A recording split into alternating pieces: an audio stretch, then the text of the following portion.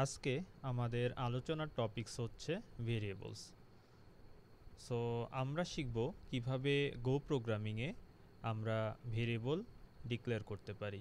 So আমি এখানে মোট 5টি ওয়ে মেনশন করেছি, যে 5টি ওয়ে আমরা ব্যবহার করে ভেরিয়েবল ডিক্লেয়ার করতে পারি। তার মধ্যে যেরকম রয়েছে প্রথমটি var keyword with explicit type. So এই প্রসেস ফলো করে আমরা যে ভেরিয়েবলটি ডিক্লেয়ার করব সেখানে আমরা এক্সপ্লিসিটলি ভেরিয়েবলের ডাটা টাইপটা মেনশন করে দিতে পারি, যে এই ভেরিয়েবল যেটি আমি ডিক্লেয়ার করতেছি সেটি হচ্ছে ইন্টিজার টাইপ অথবা স্ট্রিং টাইপ। আবার আমরা চাইলে এক্সপ্লিসিটলি মেনশন নাও করতে পারি, সেটি আমরা টাইপ ইনফারেন্স ইউজ করতে পারি। সেক্ষেত্রে আমাকে কোনো ডাটা টাইপ মেনশন করার প্রয়োজন হবে না। সো এরপরে রয়েছে শর্ট ভেরিয়েবল ডিক্লারেশন। সো এই প্রসেস ফলো করে এই প্রসেসে আমরা var কিওয়ার্ড এবং ডাটা টাইপ কোনোটি আমাদের মেনশন করার প্রয়োজন নেই অ্যাকচুয়ালি। সো এরপরে রয়েছে মাল্টিপল ভেরিয়েবলস ডিক্লারেশন। সো আমরা একসাথে মাল্টিপল ভেরিয়েবলকে ডিক্লেয়ার করতে পারি। আবার রিলেটিভ ভেরিয়েবলসগুলোকে একসাথে আমরা ডিক্লেয়ার করতে পারি। সো চলুন আমরা এই সবগুলোর একটি একটি করে এক্সাম্পল দেখে আরও ডিটেলস বুঝবো ইনশাল্লাহ। সো আমি ভিজুয়াল কোড ওপেন করতেছি। সো এটি আমি হচ্ছে জাস্ট একটি মেইন ডট গো একটি ফাইল তৈরি করেছি, যেখানে আমরা ইনশাল্লাহ এগুলো প্র্যাকটিস করব। সো প্রথম যেটি ছিল সেটি হচ্ছে var keyword with explicit type. চলুন আমরা এই প্রসেসটা ফলো করে কিভাবে ভেরিয়েবল ডিক্লেয়ার করতে পারি সেটি দেখে নিই। সো প্রথমেই শুরুতেই আমার একটি কিওয়ার্ড দরকার, সেটি হচ্ছে var, যেটি মিন করে যে আমি একটি ভেরিয়েবল ডিক্লেয়ার করতে যাচ্ছি। সো এরপরে যেটি হচ্ছে সেটি হচ্ছে ভেরিয়েবল নেম। সো আমি একটি ভেরিয়েবল নাম দিলাম, ধরুন এ।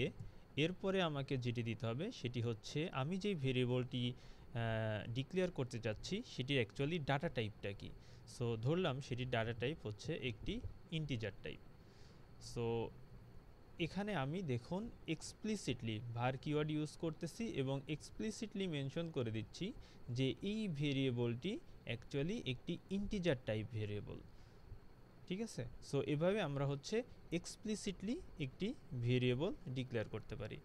ভেরিয়েবল ডিক্লেয়ারের পাশাপাশি চাইলে আমরা এখানে একই সাথে এই ভেরিয়েবলের ভ্যালু অ্যাসাইন করে দিতে পারি। ধরলাম যে এই ভেরিয়েবলের ভ্যালু 10। সো এখন চলুন আমরা সেমভাবে আরেকটি ভেরিয়েবল ডিক্লেয়ার করি, বি, যেটিরও ডাটা টাইপ ইন্টিজার এবং যার ভ্যালু 20। সো এখন আসি, আমরা চাই এই দুইটা ভেরিয়েবল, যেটি ইন্টিজার টাইপ ভেরিয়েবল, সেই দুইটা ভেরিয়েবল যোগ করে আরেকটি নতুন একটি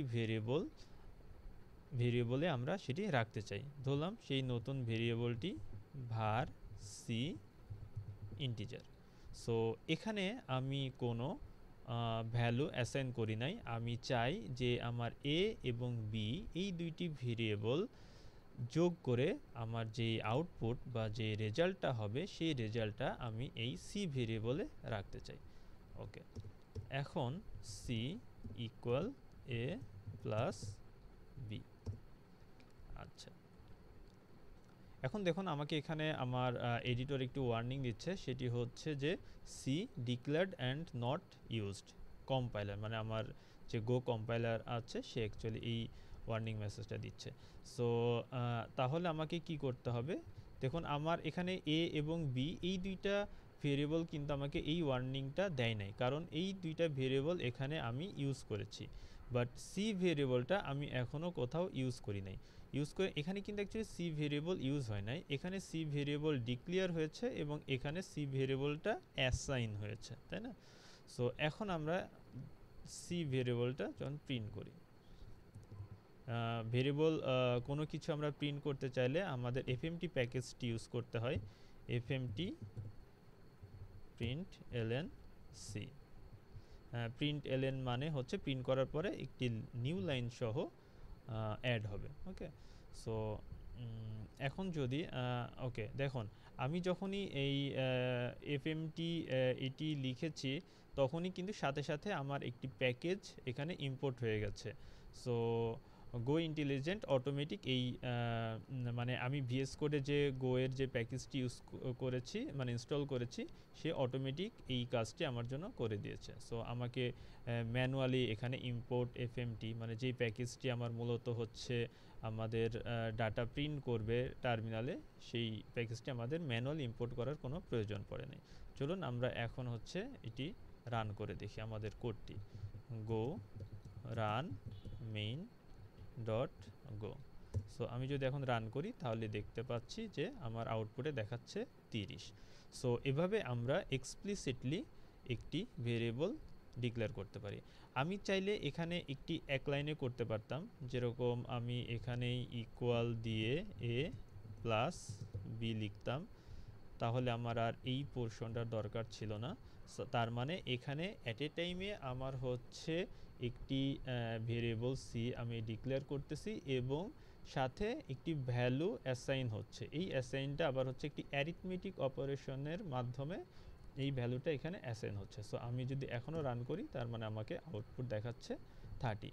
সো এটি গেল মূলত আমাদের প্রথম যেই ওয়েটা ছিল var keyword with explicit type সেটি। সো এখন চলুন দেখি দ্বিতীয় প্রসেসটি ফলো করে আমরা কিভাবে ভেরিয়েবল ডিক্লেয়ার করতে পারি। দ্বিতীয় প্রসেসটি যেটি বলতেছে সেটি হচ্ছে var keyword with implicit type বা type inference. So type inference বলতে বোঝায় মূলত অনুমান, মানে গো কম্পাইলার অনুমান করে নেয় যে এটা টাইপটা কি হবে। সো সে কীভাবে অ্যাকচুয়ালি অনুমান করে। সো আমার এখানে আমি যেরকম এক্সপ্লিসিটলি বলে দিয়েছি যেটি ডাটা টাইপ হবে ইন্টিজার, সো এখানে আমার সেটি বলার কোনো প্রয়োজন নেই। সো আমি এখানে বললাম var a ইকুয়াল 10।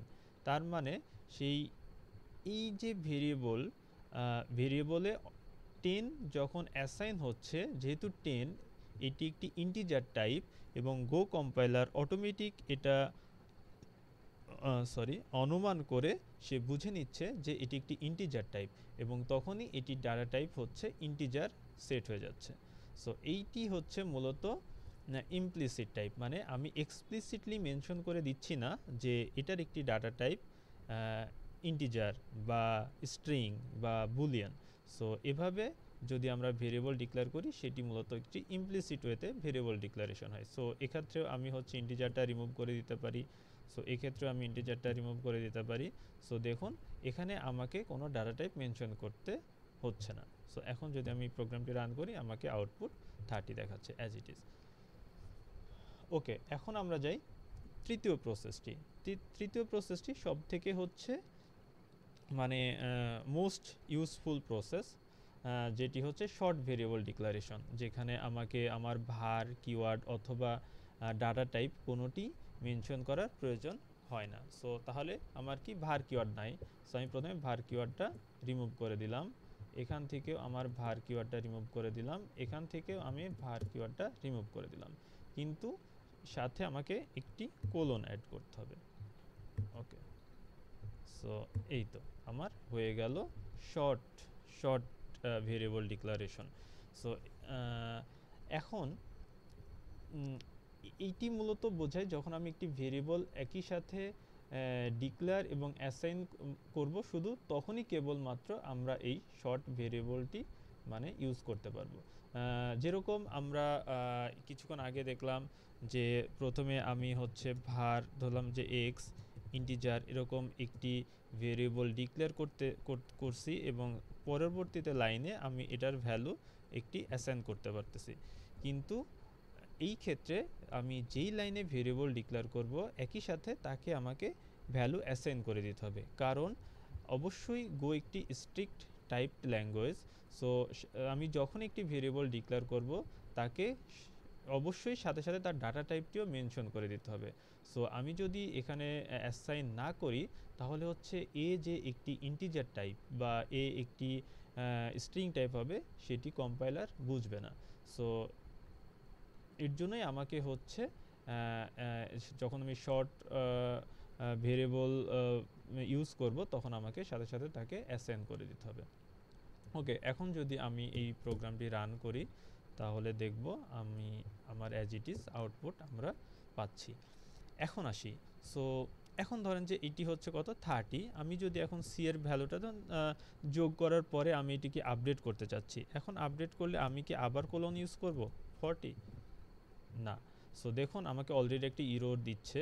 দেখুন ইররটি কি বলতেছে যে no new variable on left side, তার মানে সি কোনো নিউ ভেরিয়েবল না, আমরা এই কোলন ইকুয়াল এটি ইউজ করব কেবলমাত্র একটি মানে নতুন ভেরিয়েবলের জন্য, মানে নতুন একটি ভেরিয়েবল যখন ক্রিয়েট হবে কেবল তখনই আমরা এই সাইনটি ইউজ করতে পারবো। সো যেহেতু সি আমার অলরেডি ক্রিয়েট হয়ে গেছে তার মানে এটি কোনো নিউ ভেরিয়েবল না, সো তখন আমাকে শুধু ইকুয়াল সাইন ইউজ করতে হবে বা ইকুয়াল অপারেটরটি ইউজ করতে হবে। এখন যদি আমি রান করি, প্রথমে আমার সি এর ভ্যালু 30 হয়েছে এবং পরবর্তীতে আমি এটার ভ্যালুটাকে রিপ্লেস করে 40 করে দিয়েছি। ওকে, সো এই হচ্ছে আমাদের থার্ড প্রসেস, যেটি ছিল শর্ট ভেরিয়েবল ডিক্লারেশন। আচ্ছা, এখন আসি আমাদের যে চতুর্থ যে ওয়েটি সেটি হচ্ছে ডিক্লারিং মাল্টিপল ভেরিয়েবল। আচ্ছা, এখন আমরা আবার আগের মতো যাই, ধরুন যেটি var a কত ছিল int 10, তাই তো? এরপরে লিখেছিলাম var b integer 20। ওকে, আচ্ছা আপাতত এগুলো আমি রিমুভ করে দিই। আচ্ছা, এখন আসি যে আমরা হচ্ছে কিভাবে মাল্টিপল ভেরিয়েবল ডিক্লেয়ার করতে পারি। সো আমার যদি এই যেহেতু এ এবং বি এই দুইটি ভেরিয়েবলের ডাটা টাইপ সেম, সো আমি চাইলে এখানে কমা বি দিয়ে 10, 20 দিয়ে দিতে পারি, তাহলে আমার আর এই লাইনটির কোনো প্রয়োজন নেই। এখন আমি কি করতে পারি, var c ইকুয়াল এ প্লাস বি, এই যে আমি একটি সিঙ্গেল লাইনে মাল্টিপল ভেরিয়েবল ডিক্লেয়ার করলাম। সো এরকম চাইলে আমি 2টা 3টা 4টা একসাথে অনেকগুলো ভেরিয়েবল ডিক্লেয়ার করতে পারি। সো এটি হচ্ছে মূলত ডিক্লেয়ারিং মাল্টিপল ভেরিয়েবলসের ওয়ে। এখন যদি আমি রান করি দেখব যে আমার এক্সপেক্টেড আউটপুটটি আসতেছে। আচ্ছা, এরপর যাই আমাদের পঞ্চম এবং লাস্ট যেই ভেরিয়েবল ডিক্লারেশনের প্রসেস সেটি হচ্ছে declaring multiple variables in a block. আচ্ছা, এটি মূলত কি যে আমার যদি রিলেটেড কোনো ভেরিয়েবলস থাকে সেই ক্ষেত্রে আমরা একটি ব্লক আকারে লিখতে পারি। রিলেটেড ভেরিয়েবলস বলতে যেরকম বোঝায়, ধরুন যে একটি বড় একটি প্রোগ্রাম, সেখানে আমার জাস্ট হাইট আর ওয়েট দরকার, একটি মানে হাইট আর ওয়েট মানে কি ক্ষেত্রফল বের করার জন্য, তাই না? সো সেই ক্ষেত্রে আমরা হচ্ছে সেটাকে ব্লক করে একই সাথে লিখতে পারি। যেরকম var টি হতে পারে হাইট, যেটি কি একটি ইন্টিজার এবং এর ভ্যালু 20, এবং বললাম উইথ এটি একটি ধরলাম ফ্লোট 32 ইকুয়াল 20 না সরি ধরলাম 10.5। ওকে, সো এই যে আমরা হচ্ছে রিলেটেড যে ভেরিয়েবলসগুলো আছে সেগুলোকে গ্রুপ করে চাইলে একসাথে লিখতে পারি, যেটি আমাদের কোড রিডেবিলিটিটা অ্যাকচুয়ালি বৃদ্ধি করে। সো এই যে আমি এখানে চাইলে এখানে চাইলে অবশ্যই, আচ্ছা আমি একটা জিনিস দেখি। ওকে, সো আমি এভাবে কিন্তু ডিক্লেয়ার করতে পারছি, মানে কি আমার এটা জাস্ট ওয়ার্নিং দেখাচ্ছে, কারণ আমি হচ্ছে এখানে কিছু প্রিন্ট করি নাই। আমি একটু প্রিন্ট করি, প্রিন্ট এলএন হাইট উইথ, এই যে আমার এরর চলে গেছে। সো আমি যদি এখন রান করি তাহলে হচ্ছে 10 দেখাচ্ছে। এখন কিন্তু আমি চাইলে এখানে কিন্তু শর্ট হ্যান্ড ইউজ করার কোনো কিছু নেই, কারণ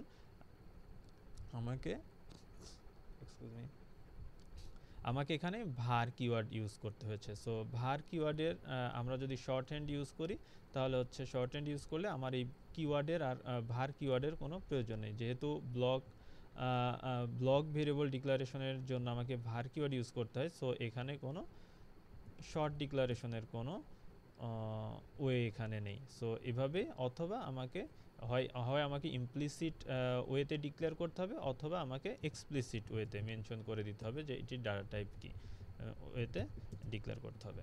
সো এই টোটাল গেল হচ্ছে 5টি প্রসেস একটি ভেরিয়েবল ডিক্লারেশনের জন্য। আচ্ছা, আমরা এই যে এতক্ষণ দেখলাম যে আমরা কিভাবে ভেরিয়েবল ডিক্লেয়ার করতে পারি এবং সেই ভেরিয়েবলে কিভাবে একটি ভ্যালু অ্যাসাইন করতে পারি এবং সেই ভ্যালুটা টার্মিনালে প্রিন্ট করতে পারি আবার। সো আমরা যেই ভেরিয়েবলটা অ্যাসাইন করতেছি বা একটি ভেরিয়েবল আমরা যে এই ভেরিয়েবলটা ডিক্লেয়ার করতেছি এবং ভেরিয়েবলে একটি ভ্যালু অ্যাসাইন করতেছি, অবশ্যই এই ভ্যালুটা আমার মেমোরিতে স্টোর হচ্ছে। সো সেটি কিভাবে স্টোর হচ্ছে চলুন একটু দেখে নিই। সো এখানে যেরকম আমরা যখন একটি ভেরিয়েবল ডিক্লেয়ার করতেছি তখন এইটি মূলত হচ্ছে ভেরিয়েবলের অ্যাড্রেস, মেমোরির অ্যাড্রেস, এবং এই মেমোরির এরকম অ্যাড্রেসে আমার এই ভ্যালুটা এখানে স্টোর থাকে। সো সো আমি যখন আবার এই ভ্যালুটা প্রিন্ট করতেছি তখন হচ্ছে সে এই অ্যাড্রেস থেকে ভ্যালুটা নিয়ে এসে আমাকে টার্মিনালে দেখাচ্ছে। সো এখানে অবশ্যই একটা প্রশ্ন আসে যে এতে যখন একটি ভেরিয়েবল আমি এতে যখন আমি একটি ভ্যালু অ্যাসাইন করতেছি তখন সে ঠিক আছে এই অ্যাড্রেসের মেমোরিতে হচ্ছে 20 ভ্যালু স্টোর হলো, কিন্তু আমি যখন এর ভ্যালুটা আবার প্রিন্ট করতেছি তখন এই কাজটা কে করতেছে, যে এতে হচ্ছে এই অ্যাড্রেসটাই অ্যাসাইন হয়েছিল, বা এখানে তো এই অ্যাসাইনটাও হতে পারতো, এটাও হতে পারতো। সো গো অ্যাকচুয়ালি মানে কিভাবে সেটি বুঝতে পারতেছে যে সে যখন এইখানে স্টোর করেছিল তখন সে এই অ্যাড্রেসটা ইউজ করেছিল, এবং যখন সে আবার পুনরায় প্রিন্ট করতে যাচ্ছে তখন সে অ্যাকচুয়ালি এই অ্যাড্রেস থেকেই নিয়ে আসতেছে। সো এই প্রসেসটার জন্য গো মূলত হচ্ছে তার কম্পাইলেশন টাইমে একটি সিম্বল টেবিল ইউজ করে। সেই সিম্বল টেবিলে সে এর কিছু মানে রেফারেন্স, সে একটি এন্ট্রি রেখে দেয় আর কি। সেখানে সে তার ভেরিয়েবলের নাম, তার ডাটা টাইপ, ভেরিয়েবলের স্কোপটা কি, স্কোপ হচ্ছে আবার একটি মানে ডিফারেন্ট টপিক চলে আসে। সো এটা নিয়ে আমরা ফার্দার হয়তো আলোচনা করব। জাস্ট বলে রাখি সেই স্কোপটা হয়তো মানে এখানে বোঝাচ্ছি যে সে গ্লোবাল কোন স্কোপ নাকি হচ্ছে লোকাল স্কোপ, ঠিক আছে, সেই রকম রাখে। আর কিছু রাখে মেমোরি অফসেট। অ্যাকচুয়ালি এই মেমোরি অফসেটটা রিলেটেড হচ্ছে স্ট্যাক এবং হিপের সাথে, যেটি একটি ডিফারেন্ট অ্যালগোরিদম। এই অ্যালগোরিদমটাই হচ্ছে গো মূলত রান টাইমের সময় ইউজ করে তার বিভিন্ন ধরনের ভেরিয়েবলের অ্যাড্রেস, তারপর বিভিন্ন ফাংশন, কনস্ট্যান্ট, এইগুলোর জন্য, ঠিক আছে। সো সেটি আরও ডিফারেন্ট টপিকস, ওইদিকে গেলে আমি নিজেও হারিয়ে যাব, সো ওইদিকে আমরা না যাই। সো শুধু জাস্ট এটা জেনে রাখি যে গো একটি সিম্বল টেবিল ইউজ করে, সেই সিম্বল টেবিলের সাথে অ্যাকচুয়ালি এর রিলেশনগুলো থাকে। সো যখন আমি আবার একটি ভেরিয়েবল প্রিন্ট করতেছি তখন সে ওই অ্যাড্রেসের যে ভ্যালুটা আছে সেটি নিয়ে এসে আমাদেরকে মানে টার্মিনালে প্রিন্ট করে দিচ্ছে। আচ্ছা, এখন আসি আমরা আগের ভিডিওতে পয়েন্টার না মানে রেফারেন্স টাইপ মানে একটি ডাটা টাইপ দেখেছিলাম যাকে আমরা বলতেছিলাম যে পয়েন্টার। ওকে, সো তার এই পয়েন্টারটা মূলত কি? সো এখানে আমি জাস্ট হচ্ছে মানে পয়েন্টার নিয়ে আমরা ডিটেলস আরও ইনশাল্লাহ পরে আলোচনা করব, বাট এখানে জাস্ট আমি ছোট বোঝার জন্য একটা জাস্ট এক্সাম্পল অ্যাড করেছি। সেটা হচ্ছে যে দেখুন, মানে পয়েন্টার মূলত কোনো ভ্যালু হোল্ড করে না, ঠিক আছে। যেরকম এখানে আমরা দেখতে পাচ্ছি যে পয়েন্টার মূলত কোনো ভ্যালু কিন্তু সে এখানে হোল্ড করে নাই, তাই না? সো সে তাহলে কি হোল্ড করেছে? সে একটি হচ্ছে মেমোরি অ্যাড্রেস হোল্ড করেছে, তাই না? সো আমি এখানে কি বলেছি, var p, আর এখানে হচ্ছে একটি মানে ইন্টিজার ইন্টিজার পয়েন্টার যেটি সেটি, এবং এই যে %a এটি মূলত হচ্ছে এর অ্যাড্রেসকে মিন করে। তার মানে এর অ্যাড্রেস কোনটি? এর অ্যাড্রেস হচ্ছে এটি, তাই না? তার মানে সে হচ্ছে যখন এই ভেরিয়েবল, এটিও একটি ভেরিয়েবল কিন্তু তার ডাটা টাইপ হচ্ছে একটি পয়েন্টার, তাই না? সো এই ভেরিয়েবলে সে হচ্ছে এই এ ভেরিয়েবলে যে অ্যাড্রেসটি, সেই অ্যাড্রেসটা অ্যাসাইন করতেছে। তাহলে এই অ্যাড্রেসটি কত? এটি, যেটি হচ্ছে এখানে অ্যাসাইন করেছে। পি এর পি যেই মেমোরিতে এই এর অ্যাড্রেসটি স্টোর করেছে সেটির অ্যাড্রেস কিন্তু আবার ডিফারেন্ট, এটি, তাই না?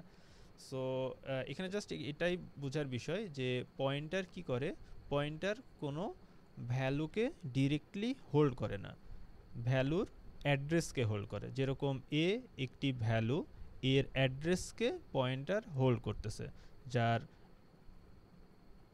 যার অ্যাড্রেস হচ্ছে এটি এবং এই এর অ্যাড্রেস হচ্ছে এইটা। সো আমরা যখন এই চলুন ওর থেকে আমরা একটা ছোট এক্সাম্পল দেখে নিই, তাহলে আর একটু ভালো মতো বুঝতে পারবো। আচ্ছা, এগুলো আমরা বাদ দিই। ধরলাম var এ যেটি ইন্টিজার ইকুয়াল 10। ওকে, সো আমরা তো এটি নর্মালি প্রিন্ট করতেই পারি, এটি বাদ দিই, যেটা ভ্যালু আসবে এ। ওকে, আচ্ছা, এখন আসি কিভাবে আমরা পয়েন্টার ইউজ করতে পারি। ওকে, চলুন, সরি, var নাম দিলাম পি, এইটার টাইপটা কি হবে? টাইপটা হবে হচ্ছে একটি পয়েন্টার টাইপ। সো পয়েন্টার টাইপের জন্য আমার যেই ডাটা টাইপের পয়েন্টার আমি ইউজ করব সেইটি ইউজ করব, তার আগে শুধু আমরা একটি অ্যাস্টেরিক সাইন ইউজ করব।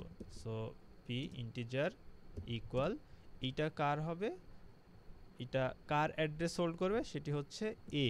আমরা যে এই যে এ ভেরিয়েবলটা ইউজ করেছিলাম তার অ্যাড্রেসটা হোল্ড করবে। তার অ্যাড্রেসটা হোল্ড করবে কে? পি। কিন্তু পি ইটসেলফ, এটার আবার সেপারেট আরেকটি অ্যাড্রেস রয়েছে, যেটি আমরা এখানে দেখলাম যে পি এর অ্যাড্রেস রয়েছে এটি, কিন্তু পি আবার হচ্ছে এই এ ভেরিয়েবলের অ্যাড্রেস হোল্ড করে রাখে। আচ্ছা, এখন আমরা যদি এখানে পি প্রিন্ট করি তাহলে কি হবে চলুন দেখে নিই। আচ্ছা, এই যে এর ভ্যালু হচ্ছে 10 এবং তার অ্যাড্রেস হচ্ছে এর অ্যাড্রেস, এটা কিন্তু এর অ্যাড্রেস, নট পি, এটা হচ্ছে এর অ্যাড্রেস। সো এর অ্যাড্রেস হচ্ছে এটি এবং যেই অ্যাড্রেসে ভ্যালু আছে 10। আর আমরা যদি